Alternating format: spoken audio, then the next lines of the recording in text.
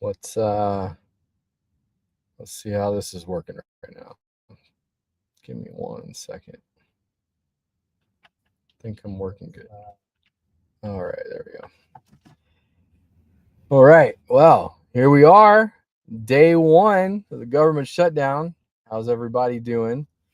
Um, I I'm at football practice for my son tonight, so I apologize. But just wanted to jump on, see how everybody was doing, and give like a quick update. Nothing major's changed. Nothing major is going to change anytime soon. But those of you that getting a lot of messages asking me questions and things, so I'm just going to try to go over some of them while I got an opportunity. If you look right here, you have an opportunity to go to that link and send a letter to the White House and your members of Congress. We'd greatly appreciate it. So far, we've sent over 4,700 letters to Congress. I mean, it's not a lot, but it's definitely better than none. So we appreciate that. If you have any questions, just post them on whatever platform you're watching this on, and I'm happy to jump on. I'm happy to like answer any of the questions that come across. So where are we at? Last night, midnight, a couple rounds of votes went down. United States Congress decided they couldn't figure it out, and we shut the government down. Right?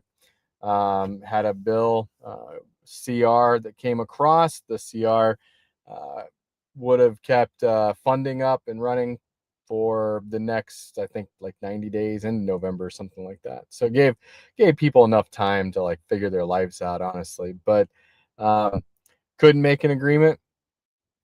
So midnight rolls around.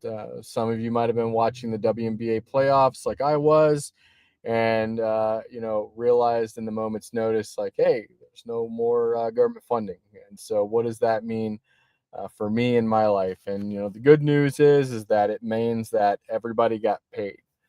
The bad news is kind of what I went through today. Is we went to a National Guard base today. My wife has actually officially retired from the United States Coast Guard today.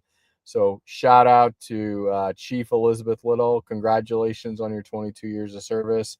I couldn't do this without you, and love you very much, and I'm very proud of you.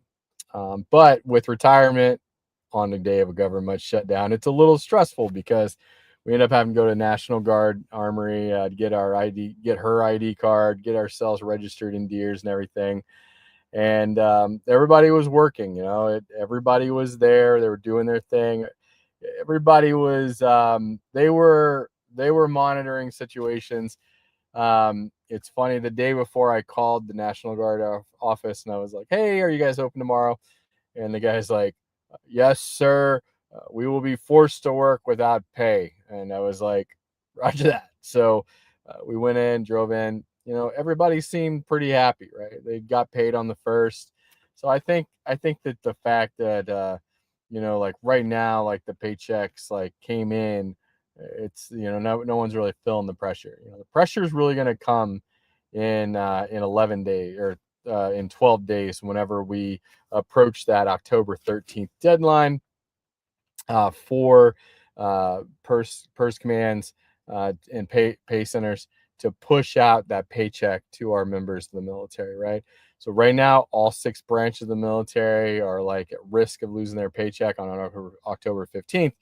And if we don't have either a Paramilitary Act passed, a Paratroops Act passed, or a continuing resolution, or the Department of Defense funding, as well as the Coast Guard Authorization Act, then we are not going to see a paycheck come October 15th.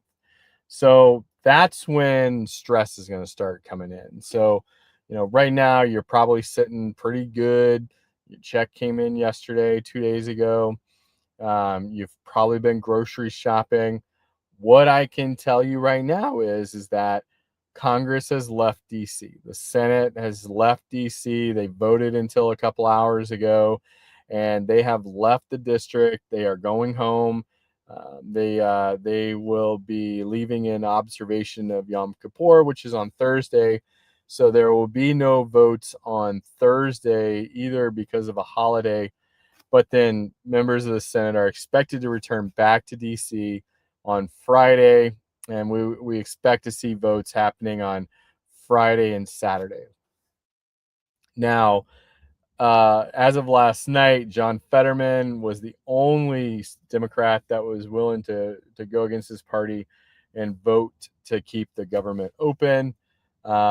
I saw, and I apologize, I blanking in thought in my mind right now, but Angus King, or yeah, I believe Senator King from Maine, he also voted to keep the government open. Today. So it looked like there are 5 members of the Senate that need to switch over to give the 60 senator threshold of removing a filibuster from legislation. So I'm not so sure how long of a shutdown we're going to have, but I think we're going to see something come up by at least October 13th. And I'll be honest with you, like as long as we can get like a Troops Act passed by the 13th, I'm probably not even gonna care if the government's open or not at this point, because like I don't like those aren't areas that like I'm worried about. And hopefully they're not areas that you're really worried about either. If they are, you know, happy to help you continue to fight to keep the government open, and you just let me know how I can help you help yourself. So always happy to do that. Always happy to teach somebody else how to do these things. What what I shared something today from the Congressional Research Center, and it was a pretty decent report. Basically, it laid out like how these things have happened in the last several years. If it's any indication at all, it's that whenever the other branch of the military, not the Coast Guard, are impacted, we almost always see a pay our military, pay our troops, pay whatever sort of act come down the pipe. So I think that you're going to be able to, I think that no matter what the government does, at some point, the senators in the House are going to realize that they need to pay the military. So I saw right before I went live, I saw that the American Legion put out a, I just throw some stuff around my car.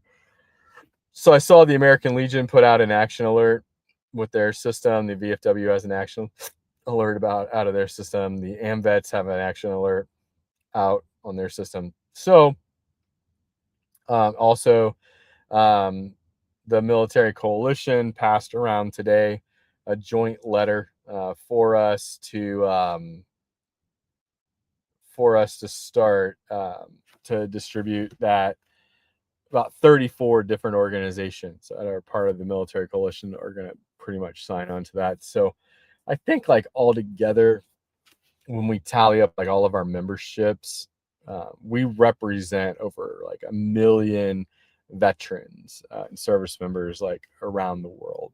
So it's a great opportunity for us to like take ourselves as smaller organizations and give a larger voice for what we're doing. So I think the October 13th deadline is something that is going to be like easy for us to keep. So again, the easiest way for you to help knock this thing out is share these stories to Congress, right?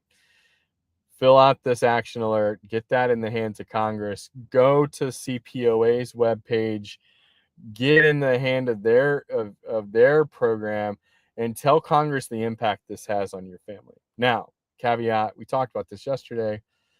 I am not suggesting that service members of the armed forces get on social media and talk about these things, especially if you're in uniform. Tensions are high. People are watching things. Things get taken in the wrong way all the time. Don't risk your career over this. Let us help you, right? That's what we're here for. That's what the Warrant Officer Association's here for, the Chief Petty Officer Association's here for, the Enlisted Association's here for, the American Legion, the VFW, Military Officer Association. Like, I can go on and on and on and on and on and on, right? Like, there are some like 30,000 military nonprofits worldwide for U.S. troops. Let those organizations be that sounding board for you, right? Reach out to us. If you're a warrant officer, reach out to the Warrant Officer Association. Tell us your story. Let us go tell your story for you, unanimously, right? Or anonymously. Sorry, anonymously. It's been a long day. I'm really tired. If you're a Chief Petty Officer, contact the Coast Guard Chief Petty Officer Association. Let them know your story, right? Let Rob Bushy help tell your story. Mark Allen's over there's a great guy. John Ostrowski. They got a lot of active duty guys on their board of directors right now. I got a lot of active duty guys on the Warrant Officer Association right now. So like, I'm really trying to keep them out of this whole thing. But let your spouses tell these stories, right? While the impact is really great because like you're in uniform, you're able to go out there and like, hey, this is impacting me. Hey, my shipmates are struggling. Hey, help us out. The real impact is probably going to be in your spouse's hands, right? They go tell these stories. And I was talking to a spouse earlier today about, she's already doing interviews with like local media and everything. And, it's honestly like, it's an ability to take a burden off of her spouse's shoulders and start to tell that story of hardship that they're anticipating right now. So I just tell you this because I think that that in this time frame around, if you're on active duty, don't play the game. Don't get involved in this.